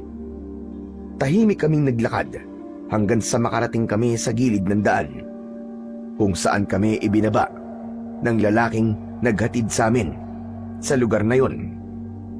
Hindi nga nagtagal, biglang tumigil sa tapat namin ang isang lalaking nakasakay sa kalabaw. Teka, mahal, tignan mo. Hindi ba't siya rin yung sinakyan natin na magpunta tayo rito? O diba sabi ko sa iyo ipinadala siya ng Diyos sa atin para tulungan tayo, mahal. Pagtingin namin sa mukha ng lalaki, ay nakangiti siyang nakatingin din sa amin. Sinabi niya na dumaan daw muna kami sa bahay niya para makapagpalit ng damit. Dahil doon, nagkaroon kami ng pagkakataon para maikwento sa kanya ang mga nangyari sa amin. Nakilala namin ang lalaki sa pangalang Mang Rodel. Nang makarating kami sa bahay ni Mang Rodel, inasikaso niya kami ng gusto. Ginamot ang mga sugat namin.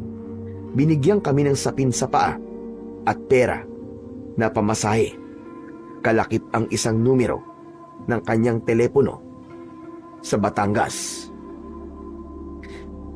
Maraming salamat po sa kabutihan niyo, Mang Rodel. Tatanawin po namin ito na isang malaking utang na loob. Nakangiting tumango sa akin si Mang Rodel at inihatid kami hanggang sa sakayan ng bus. Hindi nga po nagtagal ay nakauwi na kami sa Batangas. Natanggap na kami ng aming mga magulang nang malaman nila kung paano akong nakipaglaban sa mga aswang para lamang protektahan ang aking mag-ina. Pagkatapos ng mga nangyaring yon, hawak ko pa rin ang bote ng langis na ibinigay sa akin ni Lolo Agno. Ganon din ang mahiwagang martilyo na may agimat. Sa kasalukuyan po ay kasal na kami ni Amelia at magkasundo na ang mga magulang namin. Biniyayaan kami ng anak na lalaki na pinangalanan ko naman na Agno. Sunod sa pangalan ni Lolo Agno. Ang pinakamasayang nangyari po sa buhay ko ay ang bumalik kami sa Batangas. Nagkita ulit kami ni Mang Rodel at natuklasan ko na isa pala siyang mayaman na nagmamay-ari ng isang malaking kumpanya ng patahian sa Batangas. Binigyan niya po ako ng trabaho bilang isang supervisor sa kanyang kumpanya. Bagay daw yun sa akin para matakot daw sa akin ang mga pasaway niyang empleyado. Ipinaramdam niya sa akin na kahit labas ako ng kulungan ay meron pa rin akong karapatan na magtrabaho ng maayos at marangal na hindi hinuhusgan ng iba. Kaya naman, sinuklian ko ng kabutihan ang mahalagang tulong na yon sa akin ni Mang Rodel. At syempre, higit sa lahat, nagpapasalamat ako sa Panginoong Diyos na siyang naging dahilan ng mga kabutihang nangyayari sa buhay ko. Sana po ay kapulutan po ng aral ng ibang naliligaw ng landas ang istoryang ibinahagi ko sa inyong programa. Gagamitin ko rin po itong pagkakataon upang masabi sa taong napatay ko na kahit wala na siya sa mundong ito, sana malaman niya at marinig niya saan man siya naroroon na lubos po akong nagsisisi sa mga nagawa kong kasalanan at habang buhay ko pong pagbabayaran yon sa paraan ng paggawa ko ng kabutihan at pagtulong sa aking kapwa. At muli, marami pong salamat sa pagbabasa. Sana po ay marami pa pong magpadala ng kwento sa inyong programa. Lubos pong nagpapasalamat, Marco. Magandang araw po.